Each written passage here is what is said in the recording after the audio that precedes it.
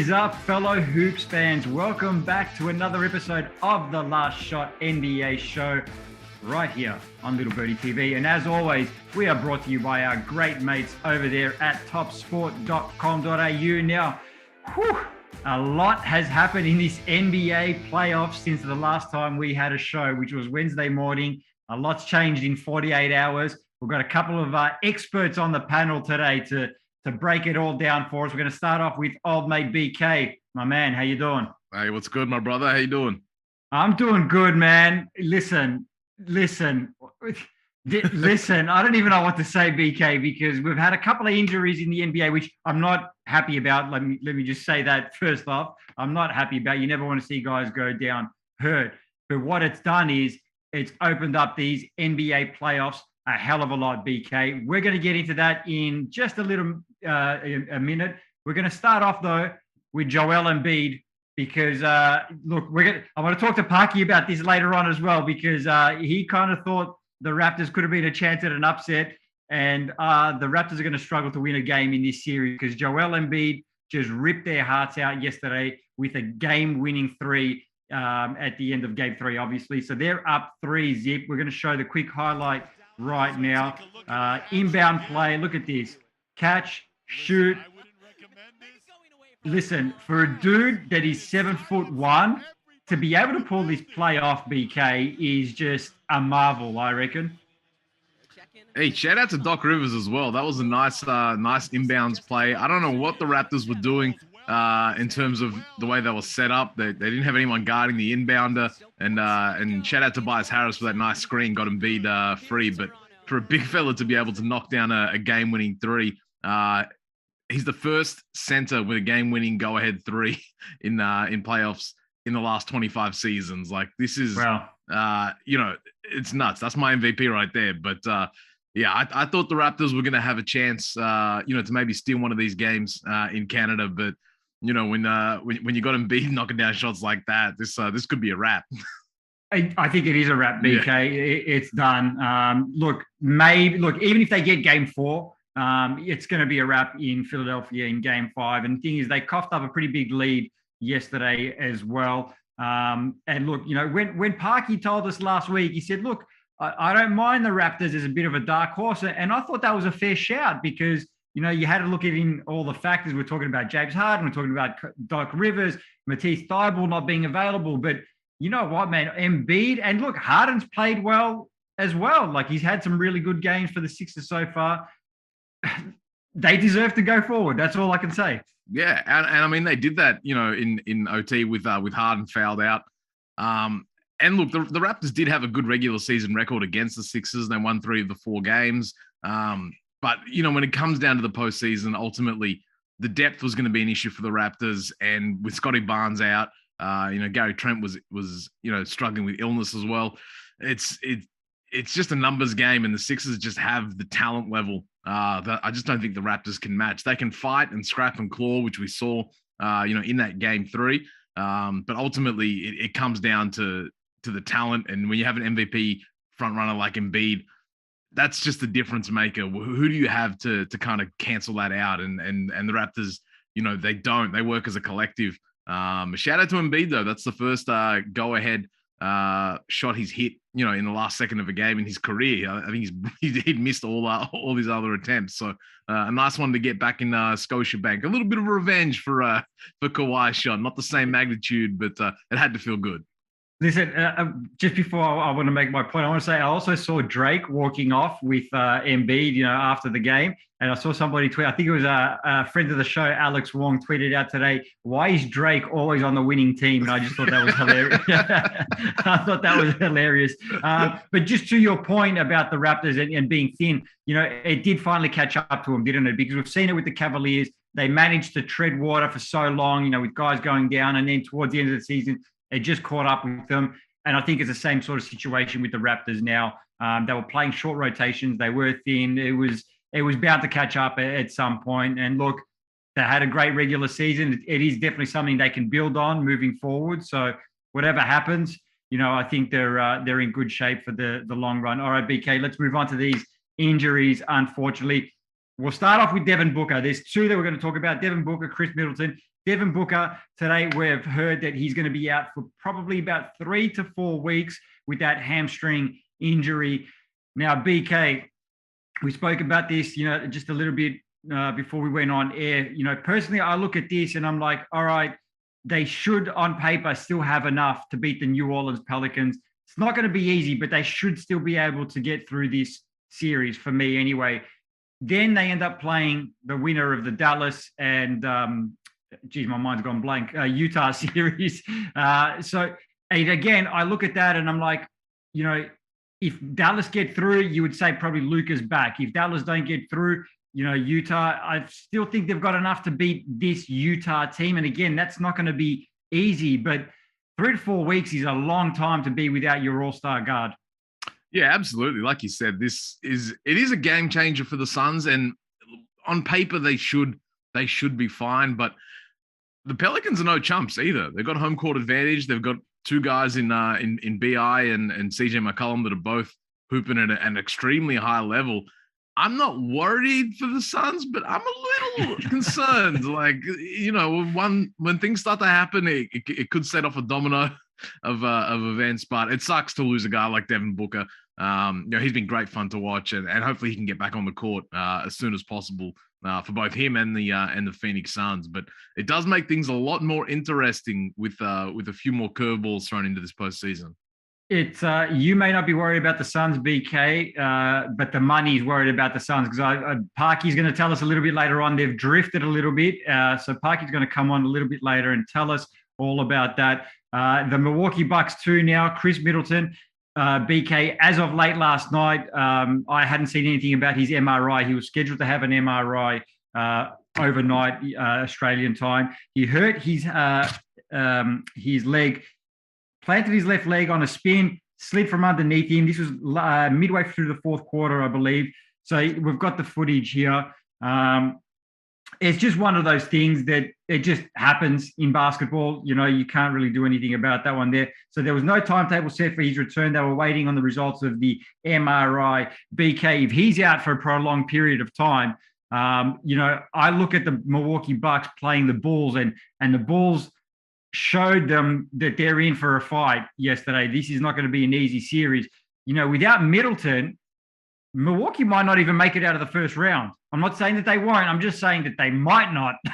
it just got a hell of a lot harder, that's for sure. And really, it's Drew Holiday. He has to be the guy now for Milwaukee to step up and be that number 2 on the offensive end, because we know what Giannis is going to do. Giannis stuffed the stat sheet again in game 2, but losing Middleton, he's that release valve for the Bucks. He's a guy that can just get you shots in a timely fashion, especially when Giannis is being doubled, and we've seen how many big games Middleton has had in the postseason. Had a 40-piece in the final. So again, this is another injury. It sucks and does change the complexion of the series a little bit. And shout out to DeMar DeRozan. He said he wasn't going to shoot 6 for 25 again, and man, and he did it. 40. The Bulls can play. Like they have a solid team. They obviously had their own struggles with injuries this season, still without Lonzo Ball. But I like this Bulls team just because when you have a guy like DeMar DeRozan, you have a chance. And again, on paper, the Bucks should be able to withstand this, but the Bulls aren't. They're not chumps. Like they can really make something of this. And look, just to add to that, DeMar gave him a 40-piece without making a three-pointer yesterday. I love it. Yeah, just the mid-range king. Shout out to him. But yeah, look, I'm not saying that they're not going to get past the Bulls, but it does make it a hell of a lot tougher. But if Middleton's out for a prolonged period of time, like I can pretty much say they can kiss the back-to-back hopes goodbye, because they're not going to win it without Middleton. Yeah, I mean, they're saying it could be a 1-week injury, or depending on the grade, it could be a 3 to 4 week injury. If that's the case, I mean, the second round then becomes a lot spicier and a lot more difficult.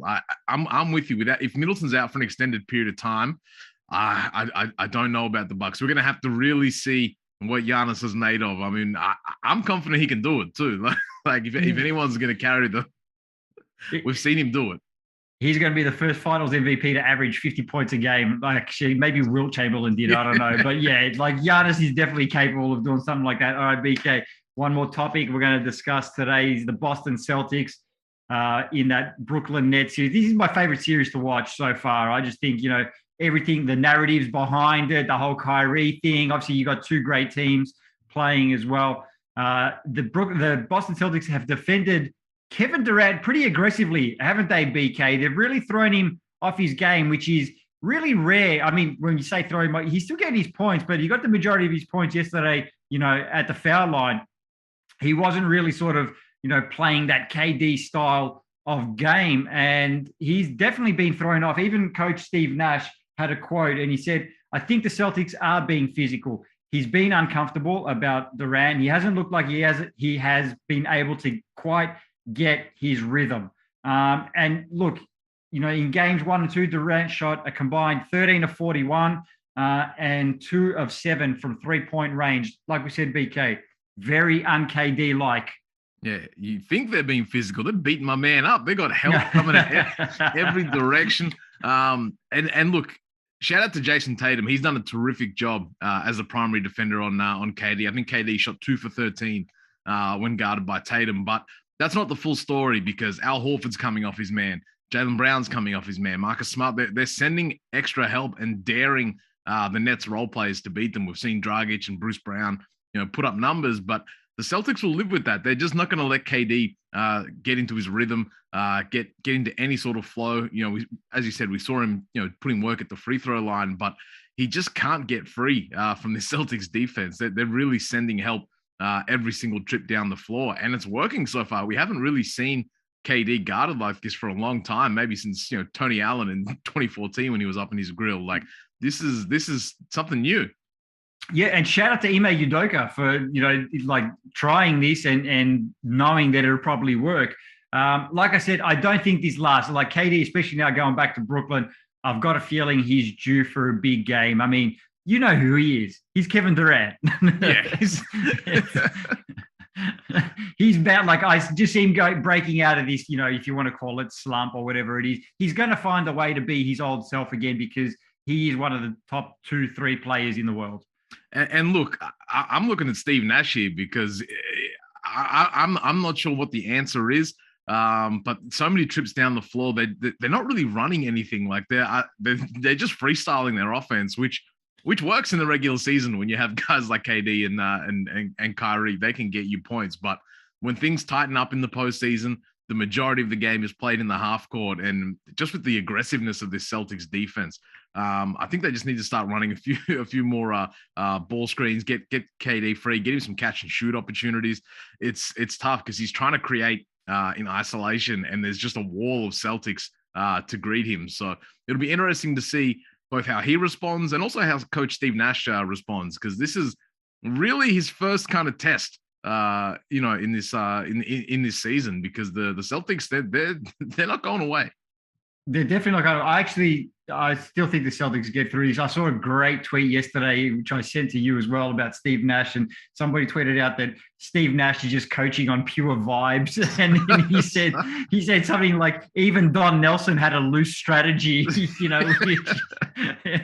I thought was absolutely hilarious. I still see the Celtics getting through this series, but I've said it over and over. This is my favorite series to watch in this first round of the playoffs. All right, BK. We're going to let you go, my man. You're a busy man. You got plenty of things to do. Have a great weekend. Have a great Ethiopian Easter. I know it's Easter for you this weekend, as it is for Greeks as well. So enjoy your weekend, my man. We'll catch you on Monday. Efcharisto, happy Easter to you too, my brother. My brother, thank you very much. Appreciate you. All right, we're going to bring on old mate Andrew Parkinson now. He's going to break down all these games we've got going on today. He's going to break down some of the games we've got going on tomorrow. And we're going to take a look at some of these futures predictions as well. Parky, how are you, mate? Very well, Nick. How great, we say it every time, but how great are the NBA playoffs? And we got a couple of good winners the other day, a couple of underbets we won by 1.5 points. So it's pretty happy because the rub of the green went our way for the last couple of days gambling. All right, well, you did have a bit of luck, but I got to bring up this Toronto thing for you now, mate. Because mate, they led for the entire regulation. That hasn't happened for I don't know how many years. They lead for the entire regulation. I finally thought my Raptors were going to get a game, at home, game 3, no Matisse. And then it went to overtime. And of course, Embiid hits that big shot. So they're now $26 to win the series. I was tipping them at $4 at the start. So yes, I'll put my hand up for that one, Nick. I definitely don't get them all right. And yeah, I was off the mark with that. I can't make any excuses. Listen, I can't even say too much because, like I said, when you said it, I was like, that's a fair shout. You know, I thought it was a reasonable shout. The Raptors, I thought, were definitely in with a chance, but yeah, it hasn't worked. It should be 2-1 at the moment, I feel. And look, the Scotty Barnes, look, here I am saying no excuses, and I'm giving you excuses. Scotty Barnes went down. They should have won game 3. No. We'll move on. We'll move on, mate. We'll talk about. We'll move on. All right. Let's take a look at some of the games that we've got going on today. We're going to start off with Minnesota and Memphis. Memphis $1.76, Minnesota $2.18. So they're back in Minnesota for game 3 now, tied at 1-1. The line is at 2.5. Total 237 even. Live on ESPN today. Parky, what do you see from this one? Yeah, I've got a couple of good ones here, a couple of specials. I really think I love the under in this game. It's at the 237. Game 2, the total points was 220. And here at Little Birdie TV, we tipped the under 240.5. So that one was a nice, easy win for us. And I want to stick with the under, even though they've adjusted it down a few points. I still think that's going to go under the 237. And I also like the Grizzlies. I know that they're under, they're favoured by 2.5 points, but I think they can get it done at Minnesota. So there's some 2 bets for you. The Grizzlies -2.5 and the under 237 in that one. Yeah, I'm going with the Grizzlies to win game 3 as well and take back home court advantage. All right, let's move on to the next game. We've got Dallas and Utah. That's not Dallas and Utah. We'll get those odds up in a second. This is an interesting one, Nick. While we get the graphic up, it's I think there was some hope that Luka maybe could have played this. So the bookies had initially the Jazz at sort of -6, went to 6.5, but I think we'll find it's blown out to about 8.5. Yeah, and that's obviously because I think Luka was obviously ruled out definitely for that game 3. So then that spread blew out to 8.5. The under over is around 208.5, I believe. That's come in a bit. We've got it on screen now, Puggy. So the Mavericks, the Jazz are $1.24 favorites. Mavericks $4.20. Lines at -8.5. The total there is 207 even. 207. It's even gone down further. It was 210.5 yesterday, 208.5 this morning, and then it's gone down a little bit. So, and that's one that I'm actually want to stay away. I haven't got a good read on that one, Nick. I'm not too sure about that under over. One game was 192, game 1, 214 points in game 2. So I think that under over 207.5, I think you said it's changed to. Yeah, so we'll stay away from that game. I don't have any definitive tips in that one. Yeah, look, I got money for the next one. Yeah, look, no Luka. I think Utah win this one at home as well, just to take that 2-1 lead in the series. And again, like I said, no Luka. No Dallas, unless Jalen Brunson goes off for another 40 piece. I think they could be in a bit of strife over there. All right, last game we're going to take a look at on today's schedule. We've got the Warriors and the Nuggets. Warriors looking to make it 3-zip. This one's being played in Denver. The Warriors $1.67 favorites. Nuggets $2.24. The line's at 2. Totals at 223 even. Parky, this one's live on NBA League Pass. What do you see from this one? Yeah, I've got a couple of good ones I like here. I think the Warriors are a good thing. I mean, they just, I think they beat them. What did they beat them by last game? They beat them by 20 points last game. I don't think too much is going to change in this one. And I think that small spread, and the money has come from the Warriors. They were initially $1.80, $1.70. They've come right in. The spread has changed as well. You could get 1.5 not long ago, but that's blown out to 2.5. I still like the Warriors -2.5, and I also like the over at that flat 223. I think both those games have gone over games 1 and 2. There was 230 points in game 1, 232 in game 2. So I think that's going to be pretty consistent. It's going to be probably around that 230 mark. So yeah, for that one, I like the Warriors -2.5 and the over 223. Yeah, I'm going with the Warriors to take a commanding 3-zip lead in this game today. I just think they've got too much for the Denver Nuggets. And look, Nikola Jokic is not my MVP. I thought he had a great season, but he's not my MVP for this season. All right, let's take a look at a couple of games for tomorrow, Parky. We've got the Miami Heat, Atlanta Hawks. Heat $1.80, Hawks 205, lines at 1.5, totals at 221.5. That'll be live on League Pass tomorrow, Parky. What do you like from this one? Well, I like the under, but this is one I wanted to crow about because we gave the tip the other day that for the under 221, okay, and we won that by a point. The total points was 220. So that I was watching that game at the end. The game was it's one of those games, Nick. All those punters out there will know how it is. The game's sort of over. The commentators are starting to talk about the next game, and they're not really worrying about the score because it's already done.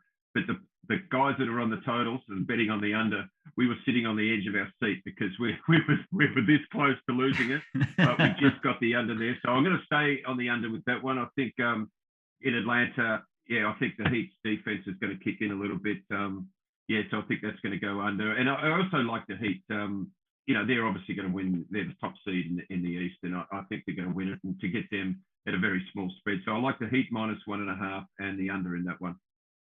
You know what?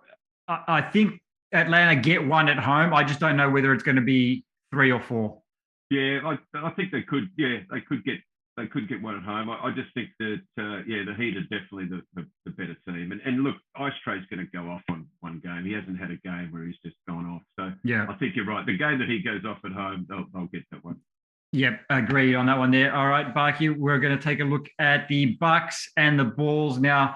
Like we talked about, no Middleton could be trouble for Milwaukee in this series and moving forward. They're still favored tomorrow, though. $1.73. The Bulls 214, lines at 2.5, totals at 222.5 as well. Parky, this one's going to be on NBA League Pass.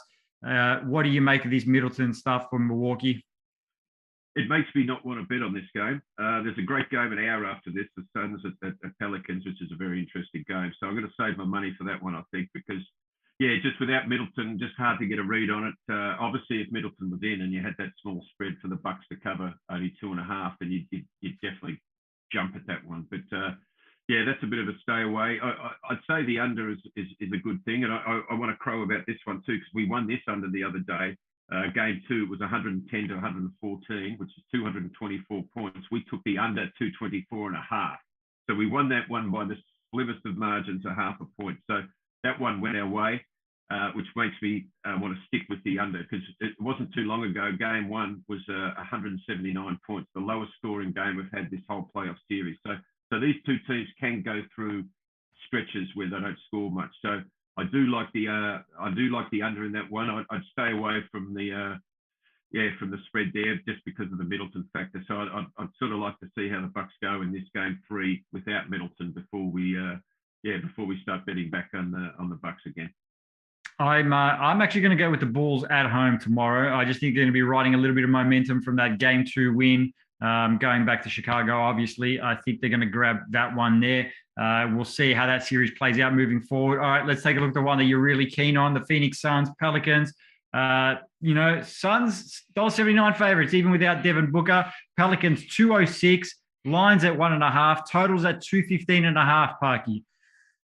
I like the Suns. I know Book's probably definitely out for this one, but they've played a lot. This team, we can't forget that this team in the regular season, they had the best record, but they had some injuries. They had people out.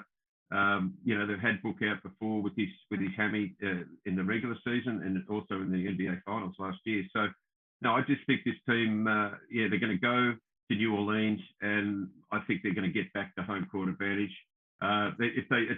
I don't want to say must win, but if they get down 2-1 in a 2-1 hole with another game to come in New Orleans, then that wouldn't be looking good. So I'm going to bank on the Suns covering that small spread. It's basically a basket, 1.5. And let's not forget they're the first seed. Even with Book out, I still think they can get this done. As far as the under/over goes, well, geez, it's been a bit of a mixed bag. There were 209 points in Game 1. 239 points in Game 2, and the spread's right sort of in the middle there at the 215.5. So I don't have any really strong thoughts on that one, but if push came to shove, I'd probably go on the under. considering that obviously Book's out and he provides a lot of points. I mean, the guy had 31 points at the half in game 2. Yeah. So, yeah, and that game went over. So I think, the under is the way to go in that game. All right, Parky, we're going to take a look at some futures and we're going to get out of here today because these injuries have affected the market a little bit here and the money. Golden State Warriors now favorites over the Phoenix Suns, $4.30 for the Warriors, $4.60 for the Suns. Celtics, $6. The Bucks are $7.50. Heat, $8.25. Parky, this was kind of to be expected, right, with these injuries?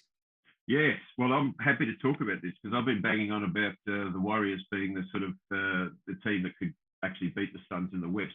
Obviously, that was before the Book injury, and that's why these prices have changed. So, yeah, to have the Golden State Warriors $4.30 favourites, they've crept ahead of the Suns at $4.60. And obviously, the Celtics now over in the East, they're the third favourites at $6. You know, they're up 2-zip in that series against the Nets, but they could quite easily have been in an 0-2 hole. I mean, that first game was just at 1 point. You know, if the game was a second shorter, they would have lost. Yeah. And then the Nets came out and had a 17-point lead in game 2, and both those games are obviously at the Celtics. So so they've come up purely on the fact they're up 2-zip in their series. So there's some good value there I mean, if you're a Warriors fan, there's some great value. If you're a Celtics fan, there's great value. As well as if you're still sticking with the Nets, if you think the Nets can do it, well then they're a great price to win the championship. So I think it's worth keeping an eye on that. It's amazing how things can change in a week. The Suns were just outright favourites, and now they've got now the Warriors at the top of the tree. Look, 2 days ago, even a day ago, I still had Milwaukee as my, pick for the championship. But like you said, 24 hours is a long time in the NBA world because if Middleton's out for a prolonged period of time, I may have to change my pick. We'll have to wait and see what happens. Parky, thank you so much for joining us and obviously once again bringing your expertise to the show. I know your wife is Greek, so enjoy Greek Easter this weekend as well. Yeah, I'm sure you're going to have plenty of food.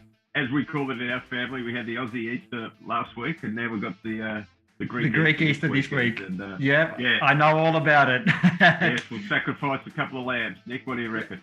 I love it, mate. I love it. We'll catch you on Monday morning, Parky. Enjoy your weekend and enjoy the hoops action, of course. This has been another episode of The Last Shot NBA show here on Little Birdie TV, brought to you by our great mates at topsport.com.au. We'll catch you guys Monday morning.